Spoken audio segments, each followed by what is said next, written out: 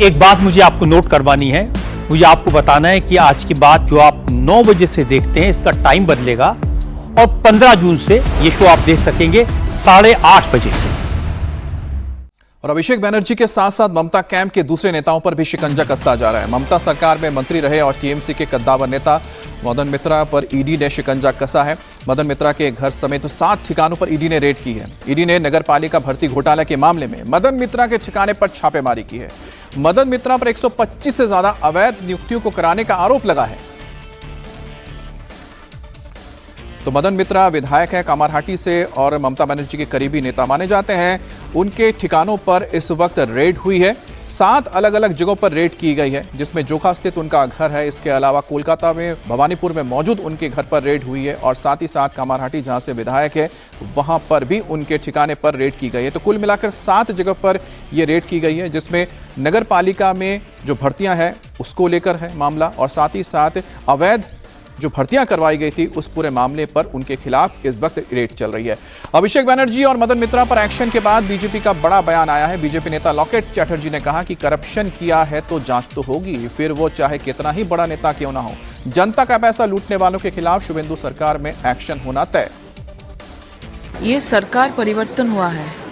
ये सरकार तो जो करप्टेड लोग हैं, करप्शन है, उसको तो सफाई करेंगे और जो भी इसमें शामिल है उसके घर में तो ईडी जो भी है क्वेरी तो होगा, ईडी तो जाएंगे ही, किसी को नहीं छोड़ पाएंगे। नीचे से ऊपर तक, ऊपर से नीचे तक जो लोग पश्चिम बंगाल के 11 करोड़ जनता को लूटा है, जनता का पैसा लूटा है, जनता के ऊपर इतना अत्याचार किया है, जनता का पैसा से आयश कर रहे हैं, इन लोगों को तो जांच होना चाहिए, शास्ति भी होना चाहिए, जो भी हो।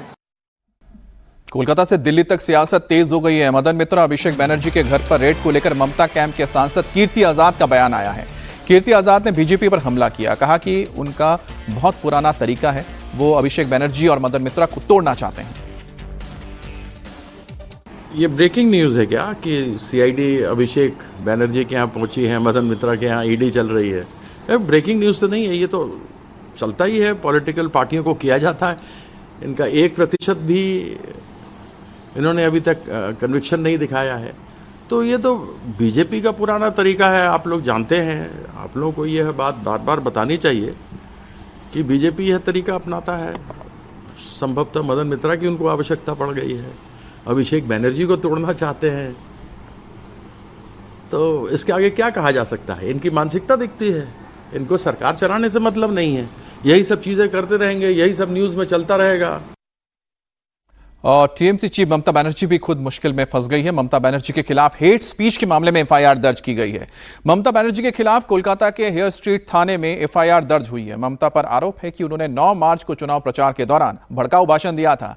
ये शिकायत तुषार कांति दास ने की है। उनका कहना है कि ममता के बयान से सांप्रदायिक सौहार्द और राज्य की लोकतांत्रिक व्यवस्था को नुकसान पहुंच सकता था।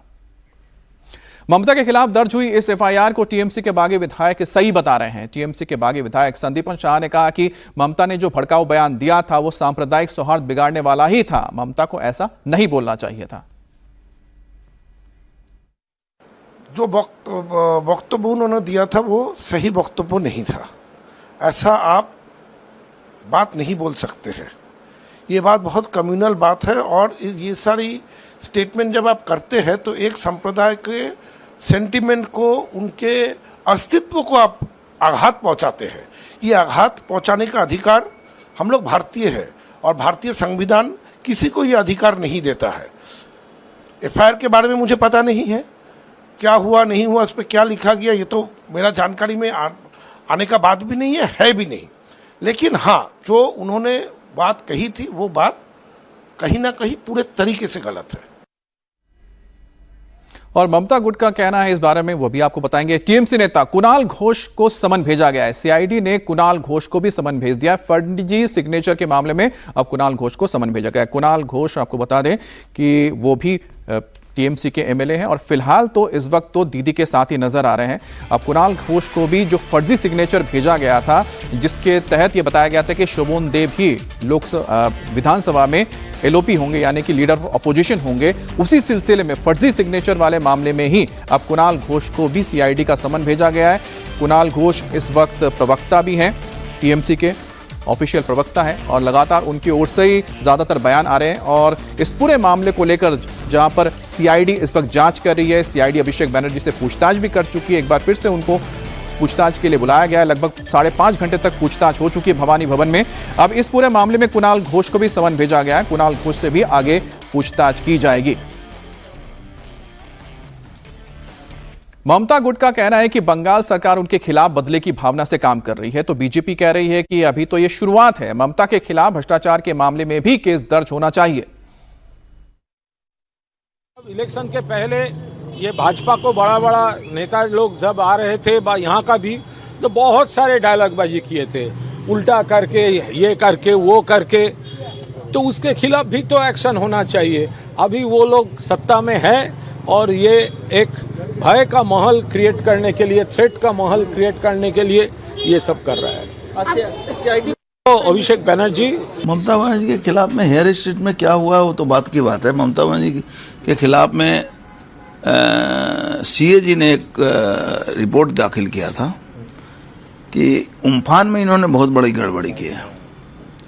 उम्फान का जो फंड आया था उसमें इन्होंने बहुत बड़ा घपला किया था। मुझे लगता है वो भी केस होना चाहिए उन पर। और इधर ममता बनर्जी उनके भतीजे अभिषेक बनर्जी और ममता कैंप के नेताओं पर कानून का शिकंजा कसता हुआ देख रही हैं। तो उधर ममता से बगावत करने वाले सांसदों ने अब असली टीएमसी बनाने की कवायद तेज कर दी है। बड़ी खबर है कि कल दिल्ली में बागी सांसदों की अहम बैठक होने जा रही है। दिलचस्प बात तो यह है कि दिल्ली में होने वाली इस टीएमसी सांसदों की मीटिंग में बंगाल के सीएम शुभेंदु अधिकारी भी शामिल होंगे। कल मीटिंग के बाद परसों बागी 19 सांसद लोकसभा स्पीकर ओम बिरला के साथ मुलाकात करेंगे और स्पीकर से मिलकर वो अलग गुट बनाने का दावा पेश करेंगे।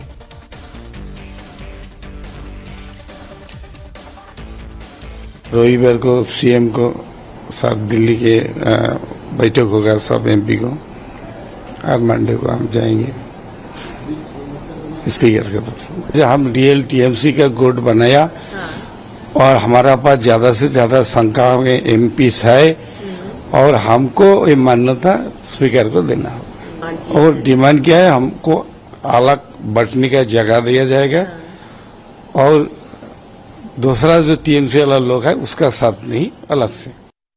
तो अभी आप सुन रहे थे, ये है बागी एमपीज के एक जगदीश बसोनिया, कूच बिहार से एमपी है और इनकी ओर से जैसा बताया गया है कि 14 तारीख यानी कि कल शुभेंदु अधिकारी दिल्ली में होंगे, जिस दौरान तमाम बागी एमपीज उनसे मुलाकात करेंगे और 15 जून को वो जाकर स्पीकर से मिलेंगे और अपने लिए अलग गुट बनाने की मांग भी करेंगे। बागी सांसद जगदीश बसोनिया ने कहा है कि अभी उनके पास 19 लोग हैं, लेकिन यह नंबर आगे बढ़ने वाला है।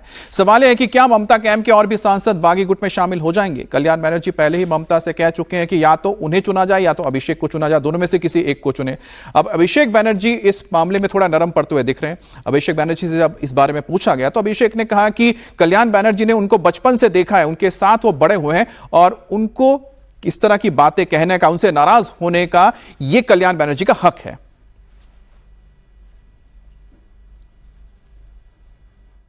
যে শীর্ষ নেতারা আমার বিরুদ্ধে কথা বলছে, দলে আলোচনা করার জায়গা রয়েছে এবং আপনি স্পেসিফিক্যালি বলতে পারেন কল্যাণ বন্দ্যোপাধ্যায় বলেছে। কল্যাণ বন্দ্যোপাধ্যায়ের অধিকার রয়েছে আমাকে নিয়ে কথা বলার। কল্যাণ বন্দ্যোপাধ্যায়ের অধিকার রয়েছে আমাকে নিয়ে 4টে কটু কথা বলার। কল্যাণ বন্দ্যোপাধ্যায় আমাকে ছোট থেকে মানুষ করেছে, আমায় বড় হতে দেখেছে। আমি এই কথাগুলো নিয়ে খারাপভাবে নিই না। ওনার একটা ঘটনা হয়তো খারাপ লাগতে পারে, উনি বলেছেন, কিন্তু আমি আমার কোনো ব্যক্তিগত ক্রোধ বা আমার কোনো ব্যক্তিগত ক্ষোভ কল্যাণ বন্দ্যোপাধ্যায়ের বিরুদ্ধে নেই। আমি তাকে আগেও সম্মান করতাম, আগামী দিনেও করব।